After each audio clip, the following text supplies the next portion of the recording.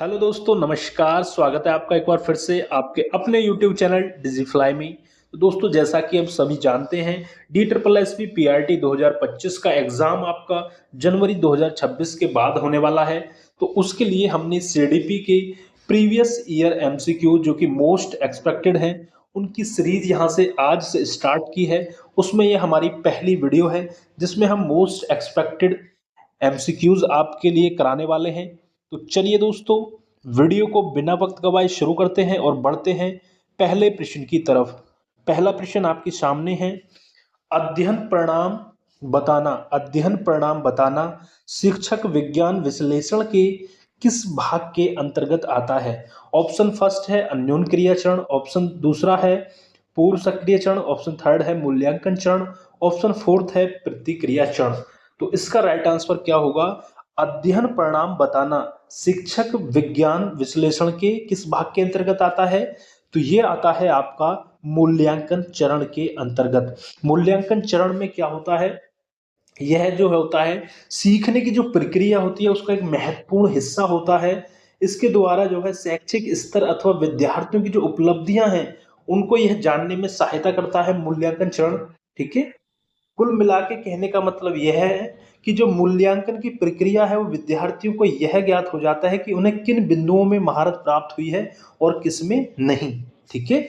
तो इसका right answer होगा ऑप्शन थर्ड मूल्यांकन चरण। ठीक है। अध्ययन परिणाम बताना। चलिए आगे बढ़ते हैं अगले प्रश्न की तरफ। अगला प्रश्न है कि इनमें से कौन सा शिक्षण विज्ञान विश्लेषण के अन्योन क्रिया चरण का एक भाग नहीं है? आपको बताना है कि इनमें से कौन सा शिक्षण विज्ञान विश्लेषण के अन्योन क्रिया चरण का एक भाग नहीं है।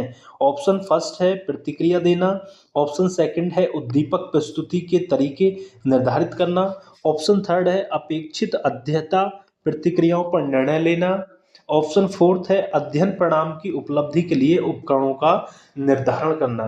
तो देखिए यहाँ पे हम समझते हैं पहले अन्योन क्रिया चरण जो है वो क्या होता है। ठीक है।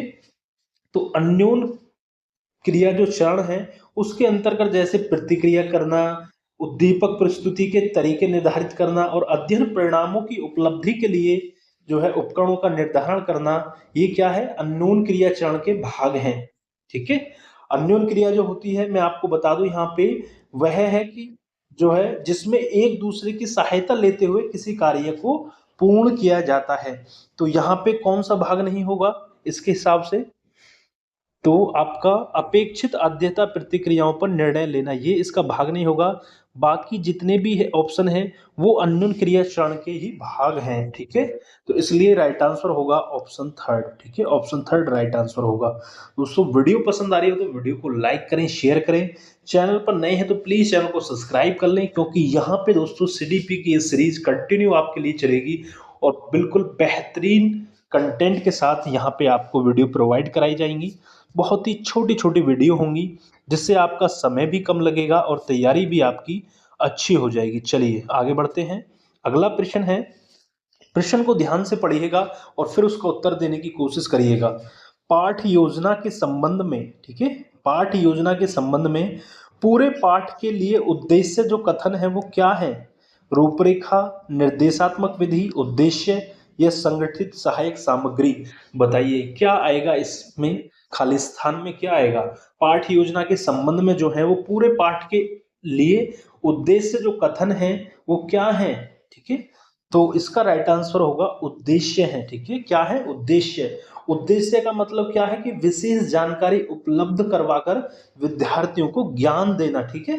जैसे कि मान लीजिए भारत की स्थिति, प्राकृतिक दशा क्या है, जलवायु के विषय में पढ़ाने के लिए जो है अध्यापक क्या करता है, व्हाइट बोर्ड पर लिख देता है कि आज हम भारत के विषय में जो है पढ़ेंगे। तो ये क्या है? उद्देश्य कथन के आधार पर जो है संपूर्ण पाठ योजना जो है वो आगे बढ़ती है। तो इसलिए इसका राइट आंसर हो जाएगा उद्देश्य। ठीक है। पाठ योजना के संबंध में पूरे पाठ के लिए उद्देश्य कथन जो है वो क्या कहलाता है? उद्देश्य कहलाता है। ठीक है। उद्देश्य है। चलिए आगे बढ़ते हैं अगले प्रश्न की तरफ।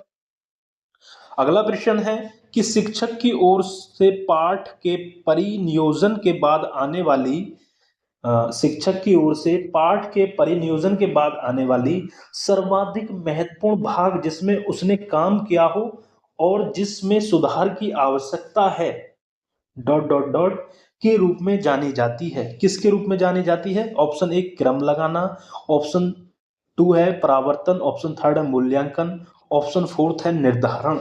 बताइए क्या होगा? तो यहाँ पे जो शिक्षक की ओर से पाठ के परिनियोजन के बाद आने वाला जो सर्वाधिक महत्वपूर्ण भाग है जिसमें उसने काम किया है और जिसमें उसे सुधार की आवश्यकता है, उसे क्या कहलाते हैं? निर्धारण। ठीक है, क्या कहलाती है? निर्धारण के रूप में जानी जाती है। मतलब असेसमेंट बोलते हैं अंग्रेजी में। क्या? असेसमेंट के रूप में जो है वो जानी जाती है। असेसमेंट के रूप में यहाँ पे जानी जाती है। ठीक है, असेसमेंट से जो है आपका ये निर्धारित किया जाता है कि विद्यार्थी ने किस सीमा तक सफलता प्राप्त की है। ठीक है, और जो शिक्षक होता है हमारा, वो शिक्षक को यह चाहिए कि वह न केवल आकलन के तरीकों की तैयारी करे बल्कि मूल्यांकन के जो मानक हैं और उसके लिए प्रयुक्त होने वाले जो औजार हैं उनकी भी जो तैयारी करे। ठीक है, तो ये असेसमेंट के रूप में जानी जाती है। तो ऑप्शन फोर्थ यहाँ पे राइट आंसर होगा। चलिए आगे बढ़ते हैं दोस्तों। अगला प्रश्न है आपके सामने कि अध्ययन में डॉट डॉट डॉट को शामिल करने के माध्यम से पुनर्प्राप्ति का उच्च स्तर प्राप्त किया जा सकता है। ऑप्शन ए सक्रिय, ऑप्शन दो है परोक्ष, ऑप्शन थर्ड है मौखिक निर्देश, ऑप्शन फोर्थ है मौखिक प्राप्ति। बताइए क्या है? ऑप्शन फोर्थ क्या है? मौखिक प्राप्ति। बताइए का क्या होगा इसका राइट आंसर? अध्ययन में को शामिल करने के माध्यम से पुनर्प्राप्ति का उच्च स्तर प्राप्त किया जा सकता है। बताइए, तो जब यहाँ पे आप अध्ययन में सक्रिय एक्टिव रहेंगे तो क्या होगा? एक्टिव रहेंगे तो जो है माध्यम से जो है एक्टिव माध्यम से, सक्रिय माध्यम से जो है पुनः प्राप्ति का उच्च स्तर यहाँ पे प्राप्त किया जा सकता है। ऑप्शन ए यहाँ पे राइट आंसर होगा। मौखिक निर्देश भी नहीं होगा, मौखिक प्राप्ति नहीं होगा, परोक्ष भी नहीं होगा। तो कहने का मतलब यह है कि जब आप अध्ययन करते समय, स्टडी करते समय एक्टिव रहेंगे तो क्या होगा? आपकी जो पुनर्प्राप्ति का जो स्तर है उसको और भी ज्यादा उच्च स्तर जो है आप वहां पे और भी अच्छी तैयारी आप वहां पे प्राप्त कर सकते हैं। कहने का मतलब ये है। तो इसलिए इसका राइट आंसर हो जाएगा ऑप्शन ए। ठीक है, चलिए आगे बढ़ते हैं। अगला प्रश्न है, अगला प्रश्न क्या है कि एक खालिस्तान है, एक तारों ग्रहों और अन्य आकाशीय पिंडों की नमूनाकृत गति दर्शाता है। क्या आएगा यहाँ पे? ऑप्शन फर्स्ट है तारामंडल, ऑप्शन सेकंड है वनस्पति संग्रह, ऑप्शन थर्ड है पक्षी विहार, ऑप्शन फोर्थ है पेलुडेरियम। बताइए क्या आएगा इसका राइट आंसर? क्या होगा? तो इसका राइट आंसर जो होगा वो तारों ग्रहों और अन्य आकाशीय पिंडों की जो नमूनाकृत गति है वो उसको कौन दर्शाता है? तो उसको कहते हैं तारामंडल।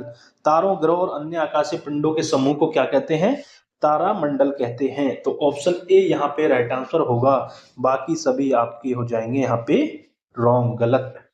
ठीक है, चलिए आगे बढ़ते हैं दोस्तों। वीडियो पसंद आ रही हो तो दोस्तों वीडियो को लाइक जरूर कर दें, ज़्यादा से ज़्यादा शेयर करें लोगों तक, उन सभी भाई बहनों तक इस वीडियो को जरूर पहुंचाएं जो टीचिंग एग्जाम्स की तैयारी कर रहे हैं दोस्तों।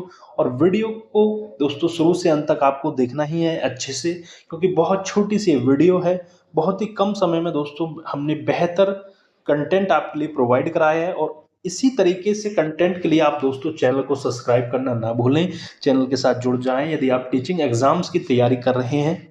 ठीक है, चलिए ये वीडियो आपके अदर टीचिंग एग्जाम्स हैं उनके लिए काफ़ी हेल्पफुल होगी। चलिए आगे बढ़ते हैं। अगला प्रश्न है कि इनमें से कौन पशुओं या पौधों को पर्यवेक्षण या अनुसंधान के लिए एक बंद क्षेत्र का वर्णन करता है? इनमें से ये विकल्प है आपके सामने। ऑप्शन फर्स्ट है कीट ग्रह, ऑप्शन सेकंड है पेलुडेरियम, ऑप्शन थर्ड है टेरेरियम, ऑप्शन फोर्थ है उक्त सभी। तो आपको बताना है इनमें से कौन पशुओं, एनिमल्स और पौधों, प्लांट्स को पर्यवेक्षण या अनुसंधान के लिए एक बंद क्षेत्र का जो वर्णन करता है वो क्या कहलाता है? तो याद रखना बेटा, इसका राइट आंसर होगा पेलुडेरियम। ऑप्शन सेकंड आपका यहाँ पे राइट आंसर होगा पेलुडेरियम। ठीक है, मोस्ट इंपोर्टेंट प्रश्न है दोस्तों, इसको याद रखना है। ठीक है, चलिए आगे बढ़ते हैं। अगला प्रश्न, अगला प्रश्न क्या है कि विज्ञान पार्क क्या है? अगला प्रश्न कि विज्ञान पार्क वे स्थान हैं जो डॉट डॉट डॉट के लिए बने हैं। ऑप्शन फर्स्ट है वैज्ञानिक अनुसंधान के लिए, ऑप्शन सेकंड है खाली समय की गतिविधियों के लिए, ऑप्शन थर्ड है अन्योन क्रिया प्रदर्शन के लिए, या ऑप्शन फोर्थ है दो और तीन दोनों। ठीक है, ऑप्शन दो और तीन दोनों। तो विज्ञान पार्क जो है बेटा वो एक्चुअली क्या है? विज्ञान पार्क जो है वो एक्चुअली वे स्थान हैं जो खाली समय की गतिविधियों और अन्योन क्रिया प्रदर्शन के लिए बने हैं। तो यहाँ पे ये भी ठीक होगा, ये तो इसलिए ऑप्शन फोर्थ यहाँ पे राइट आंसर हो जाएगा। ठीक है, तो जो विज्ञान पार्क है ध्यान रखना वो खाली समय में की जाने वाली गतिविधियों के लिए और अन्योन क्रिया प्रदर्शन के लिए बने हैं, और इन पार्कों को जो है राष्ट्रीय विज्ञान संग्रहालय परिषद की देखरेख में जो है ये कार्य करते हैं। चलिए आगे बढ़ते हैं अगले प्रश्न की तरफ। अगला प्रश्न आपके सामने है कि संख्यात्मक आंकड़ों का दृश्य प्रदर्शन निम्नलिखित में से किसके माध्यम से किया जाता है? बताना है आपको। जो संख्यात्मक आंकड़े होते हैं, जो न्यूमेरिकल डेटा होता है, उसका जब आप दृश्य प्रदर्शन करोगे तो निम्नलिखित में से किसके माध्यम से किया जाता है? ऑप्शन फर्स्ट है मानचित्र, ऑप्शन सेकंड है सामाजिक सामयिक पत्र, ऑप्शन थर्ड है फ्लिप चार्ट, ऑप्शन फोर्थ है ग्राफ। बताइए, जो न्यूमेरिकल डाटा होता है आपका, यदि आपको वो दृश्य प्रदर्शन करना है, ठीक है, तो किसके द्वारा किसके माध्यम से किया जाता है? मानचित्र के माध्यम से? बिल्कुल नहीं। मानचित्र के माध्यम से क्या होता है, किसी देश या किसी जगह की जो भौगोलिक स्थिति है, भौगोलिक सीमाएं यहाँ पे दोस्तों दर्शाते हैं। ठीक है, तो बात करें सामयिक पत्र, ये भी नहीं होगा कि सामयिक पत्र जो पत्रिका होती हैं आपकी, देखी नहीं है, तो मंथली मैगजीन आती हैं या साप्ताहिक मैगजीन, जैसे करंट अफेयर की आप देखते होंगे, तो उनको क्या कहते हैं? सामयिक पत्र कहते हैं। आगे बात करें फ्लिप चार्ट, ये क्या होता है?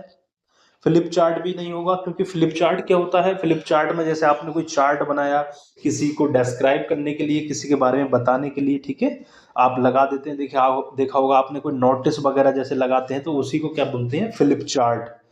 अब बचा यहाँ पे ऑप्शन फोर्थ ग्राफ। ठीक है, तो ये इसका राइट आंसर होगा, क्योंकि ग्राफ के द्वारा ही जो आपके न्यूमेरिकल डाटा होता है, संख्यात्मक आंकड़े होते हैं, उसका दृश्य प्रदर्शन किया जाता है, जिसको जैसे कि आपने इसको बोलते हैं, जैसे आपने देखा होगा ना, पैट का परीक्षा उत्तर प्रदेश में आपका क्या होती है? पैट की परीक्षा होती है जो यूपी ट्रिपल एस आयोग द्वारा कराई जाती है।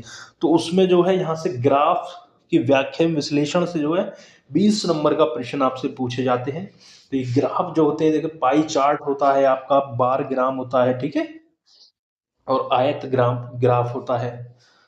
तो इससे क्या होता है, जितने भी संख्यात्मक आंकड़े हैं जैसे कि औसत वगैरह, अनुपात वगैरह, प्रतिशत वगैरह, वो क्या है? संख्यात्मक न्यूमेरिकल रूप में प्रदर्शित किए जाते हैं। तो इसलिए राइट आंसर होगा ऑप्शन फोर्थ ग्राफ। ठीक है, चलिए आगे बढ़ते हैं अगले प्रश्न की तरफ। अगला प्रश्न क्या है कि डॉट डॉट डॉट वे मॉडल हैं जो शामिल प्रक्रिया की व्याख्या करने में प्रयुक्त होते हैं। ऑप्शन है कार्यकारी मॉडल, ऑप्शन सेकंड है प्रतिलिपि मॉडल, ऑप्शन थर्ड है नमूने, ऑप्शन फोर्थ है चित्र। बताइए यहाँ पे खाली स्थान पे क्या आएगा कि कौन से वे मॉडल हैं जो शामिल प्रक्रिया की व्याख्या करने में प्रयुक्त होते हैं? तो उनको बोलते हैं नमूने। ठीक है, ऑप्शन थर्ड राइट आंसर होगा नमूने। नमूने वे मॉडल हैं जो शामिल प्रक्रिया की व्याख्या करने में प्रयुक्त होते हैं दोस्तों। तो ये थे दोस्तों आज के top most accepted repeated MCQs दोस्तों। तो कैसी लगी दोस्तों वीडियो? एक बार लाइक करके जरूर बताइएगा दोस्तों, कमेंट करना बिल्कुल ना भूलें। और दोस्तों चैनल पर नए हैं और यदि आपको वीडियो पसंद आई है और भी वीडियो आप यहाँ पे देखना चाहते हैं, तो प्लीज़ चैनल को सब्सक्राइब जरूर कर लें। मिलते हैं बहुत जल्द अगली वीडियो के साथ, तब तक के लिए दोस्तों जय हिंद जय भारत दोस्तों। खुश रहें, मस्त रहें और इसी तरीके से दोस्तों पढ़ते रहें।